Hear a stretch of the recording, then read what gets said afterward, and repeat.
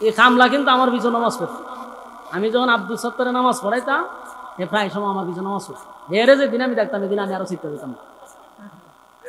একদিন আমার মুতুল্লির জিগায় উজুরে পাইছেন কো, প্রায় সময় আইতো, কিন্তু আমার পিছনে নামাজ পড়ছে গাজীপুর। হ্যাঁ, খুব ভালো করে রয়েছে। এমনি দেখলে বোঝা যাবে হ্যাঁ বাজা মাছ উঠে হাইতে থাকে লেখা দেখার মতো। এমন ভদ্রতা তার মধ্যে ইতিটা করে কথা বলে বোঝা যায়, কিচ্ছু বুঝে না। কিন্তু হে যে কি আইনার কারিগর, এটা চলচ্চিত্রের নায়িকারা জানে। আখাম কুখামের পিএইচডি করে হে বইয়া রয়েছে। এটা বাইরিতে যে ভর্তিকা তখন দেখতেছি বাতির উঠলে কারা কারা গেছে, এটা সব বাইরিতে যাবে। দৈরা দৈরা খালি এখন ডিম থেরাপি দেওয়া দরকার। দেখছেন না সমন্বয় যারা ছিল এরা ডিবি তিনি ছিল না, বাদ খাওয়াবেন লেগে উঠেল হারুন্যা নিয়ে কি ফিডানিটা ফিডাইছে।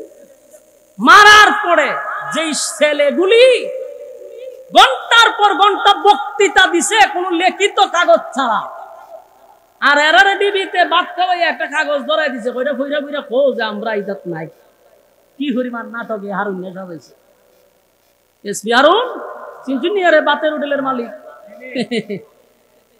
কি খামলা, এই খামলা কিন্তু আমার পিছনে নামাজ পড়ছে। আমি যখন আব্দুল সত্তরে নামাজ পড়াইতাম, এ প্রায় সময় আমার পিছনে নামাজ পড়ছে। এরে যেদিন আমি দেখতাম এদিন আমি আরো চিন্তা দিতাম। একদিন আমার মুতুল্লির জিগায় উজুরে পাইছেন কো, প্রায় সময় আইতো, কিন্তু আমার পিছনে নামাজ পড়ছে গাজীপুর। হ্যাঁ, খুব ভালো করে রয়েছে। এমনি দেখলে বোঝা যাবে হ্যাঁ বাজা মাছ উঠে হাইতে থাকে লেখা দেখার মতো। এমন ভদ্রতা তার মধ্যে ইতিটা করে কথা বলে বোঝা যায়, কিচ্ছু বুঝে না। কিন্তু হে যে কি আইনার কারিগর, এটা চলচ্চিত্রের নায়িকারা জানে। আখাম কুখামের পিএইচডি করে হে বইয়া রয়েছে। এটা বাইরিতে যে ভর্তিকা তখন দেখতেছি বাতির উঠলে কারা কারা গেছে, এটা সব বাইরিতে যাবে। দৈরা দৈরা খালি এখন ডিম থেরাপি দেওয়া দরকার। মেজাজ খুব বড় আলেমদেরকে সেওই কিন্তু সবচেয়ে বেশি কলঙ্কিত করছে। এর বিচার বাংলাদেশের মানুষ দেখতে চায়। হে কই আছে এটা তুগায় বাই করে, এর তুগায় বাই করার দরকার। সব আলেমদেরকে হে অপমান করছে। এবার দেখেন জালেমদের পতন আল্লাহ আগেই কইছে, আমি 4 কসম করে বললাম জালেমদের উপরে আমি আল্লাহর অভিশাপ অভিশাপ অভিশাপ। একটা জালেমও পালাইবার সুযোগ পাইছে না।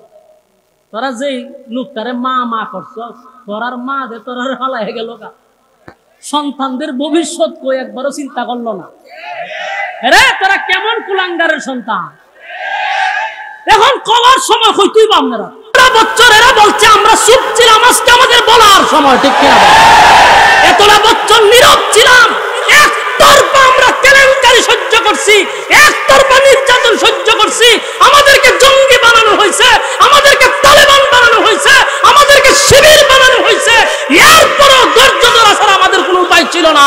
আজকে আমরা বলবো, ঠিক কিনা বলে?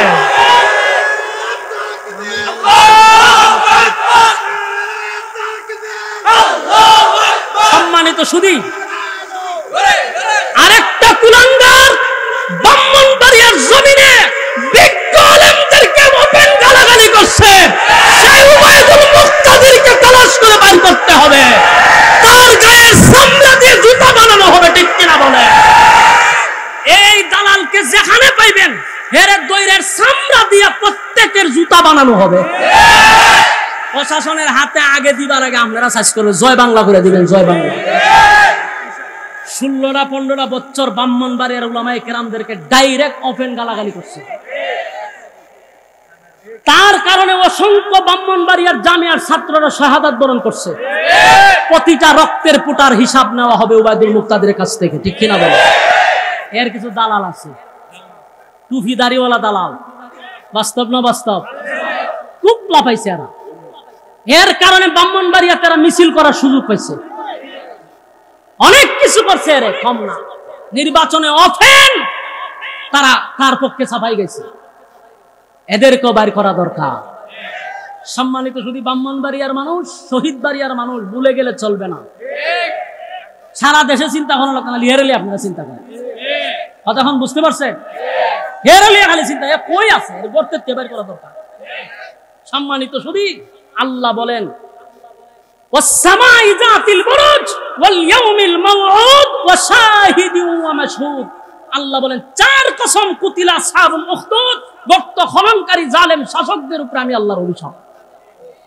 সম্মানিত শুধু যুবকরে বারবার কইতেছে রে কালেমা ছেড়ে দে, বারবার তারে প্রেসার দেওয়া হচ্ছে কালেমা ছেড়ে দে। এবার যুবকরে বলতেছে 2 জনকে হত্যা করছি তোর চোখের সামনে, এখন তোর ফালা, কি করবি সিদ্ধান্ত নে।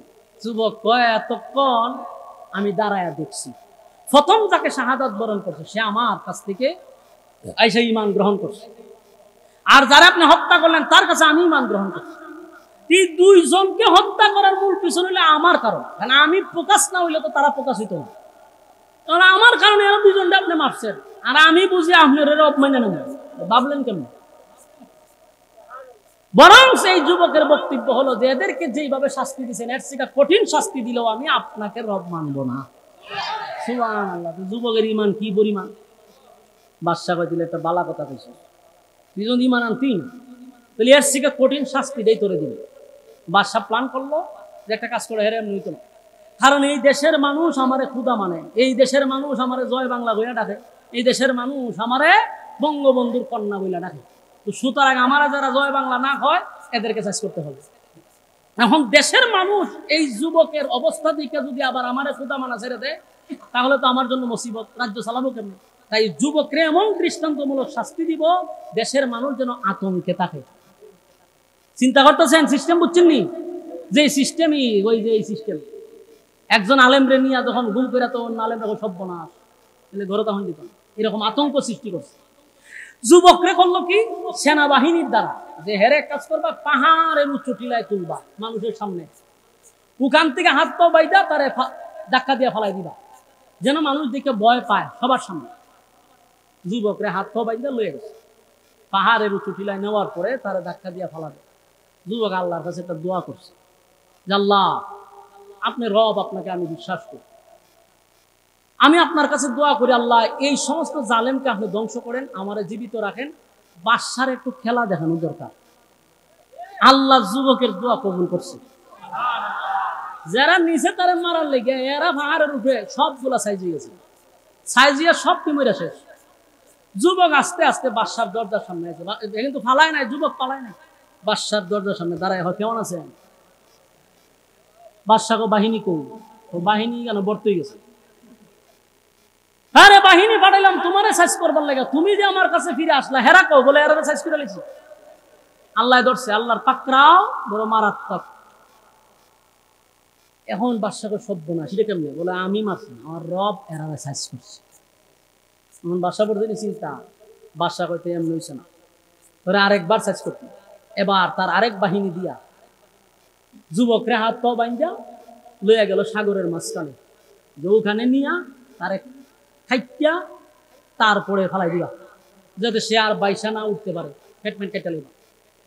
এরা তারে খুব গর্ব করে নিছে সাগরের পাড়ে নিয়া, সাগরের মাঝখানে নিয়ে এখন তারা ফেলাই দিল। যুবকের দোয়া করে আল্লাহ আপনি আমারে জীবিত রাখেন, এটা ধ্বংস করে, বাদশার সাথে আমার আরো কিছু হিসাব আছে। আল্লাহ দোয়া কবুল করছে। সাগরের পাড়ে যে ডেকেছিল বাতাসে সব করে পানি সুবাই গিয়া আল্লাহ সব করে শেষ করছে। যুবক আস্তে করে সাগরের পাড়ে আইসা সুন্দর মতো আবার বাদশার সামনে খালি হয়, কেমন আছেন? বাদশা কই সর্বনাশ, বাহিনী কই আর তুমি কই? বলে আমি তো সামনে। বাহিনী কই? বলে বাহিনী সাগরের ঘরে শেষ। যে শেষ তো তোরে ঘর বললে ফাড়াইছে, এহারা হইলো কেন? বলে আমার রব সাইজ করছে। বাদশার ভিতরে একটা ভয় ঢুকছে, বই ঢুকার কথা না, যারে ভাড়ায় ওই শেষ হেদি বাচ্চা। ঘটনা কি রে? বাদশা খুব আতঙ্কে আছে। বাদশা বাইরে আমার কি করার আছে, তোরে তো সাইজ করতেই বা। যুবক হয় আমার মারাটা তোর বেশি বেশি শখ। বলে হয়, কারণ কি? বলে তুই বাচ্চা থাকলে আমার রাজত্ব ঠিক দেখি না, সন্দেহ আছে। কথা বুঝতেছে? হ্যাঁ কথা বুঝতেছেন? এই যুবক যদি বাচ্চা থাকে তার রাজত্ব চালাইতে সম্ভাবনা আছে, চিন্তার বিষয় আছে। ঠিক তেমনি ভাবে বাংলাদেশের আলেমদেরকে দমন করার একটাই কারণ ছিল শেখ হাসিনার, যে আলেমদেরকে যদি দমন না করতে পারি আমি রাজত্ব চালাইতে আমার সম্ভাবনা খুব কম, এই জন্য চেষ্টা চালাইছিল। এখন যুবকরে মারার বাদশার খুব দরকার, যুবক খুব বেশি দরকার। বলে ঠিক আছে, তুই আমার এমনি মারতে পারবি না, মারতে যদি হয় আমার পরামর্শ নিয়ে মারতে হয়। কার পরামর্শ? যুবক হয় আমার পরামর্শ নিয়ে আমার মারতে হবে, তুইলে আমার মারতে পারবি না, এটা অনর্থক চেষ্টা করে লাভ নেই। বাদশা কয় ভাই যেমনে খোঁজ এমনে মানতে রাজি, কিন্তু তোরে মারণ লাগবে। যুবক ঠিক আছে, একটা কাজ করো, আগামী অমুক দিন তোমার রাষ্ট্রের ভিতরে যত লোক আছে সব মানুষকে এক জায়গায় জমা করবা, জমা করে সেখানে একটা স্টেজ বানাইয়া আমার দাঁড় করাইবা, আমার একটা কুড়ির সাথে বাঁধবা, বাইদা আমার রবের নামে তীর মারবা, আমি সাথে সাথে মারা যাব। তবে শর্ত হইল যদি আমার রবের নামটা সবার কান পর্যন্ত না পৌঁছে তাহলে আবার মারা যাব না। হয় 22 বার হয়ে বললে আমি সারা দেশের মাইকি, কিন্তু আমার তোরে মারা জরুরি। হয় কেউ যদি গড়ে দেখে তাও হইতো না, হয় তোর বললে আমি 144 জারি করে দিল,